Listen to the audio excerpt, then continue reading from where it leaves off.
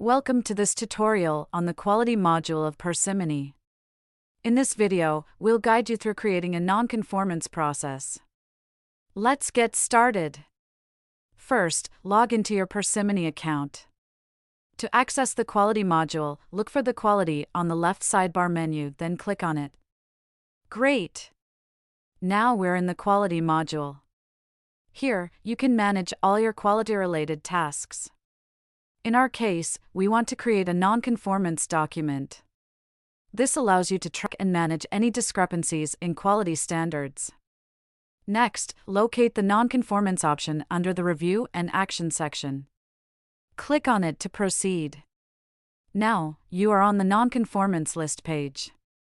If you have previous records, they will appear here. But today, we're creating a new one. To do this, click on the Add Nonconformance button located at the top right corner of the screen. You'll now see a blank nonconformance form. Let's fill this out step by step. The first field is the subject name. Provide a brief description of the issue. This title helps in identifying the specific issue quickly. Next, we need to enter the status of the nonconformance.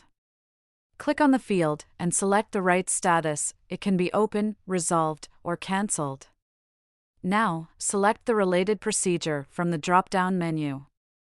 In the Details section, record your observations with complete details of the issue. The next fields are corrective action and preventive action. For now, we can leave these blank, but you can come back to fill them out once you have investigated the issue further. Finally, before saving, double-check all the information you have entered. Once you're satisfied that everything is accurate, click the Save button at the top right corner. Congratulations! You've successfully created a non-conformance in Parsimony. You can now track and manage this issue through the system, ensuring quality standards are upheld.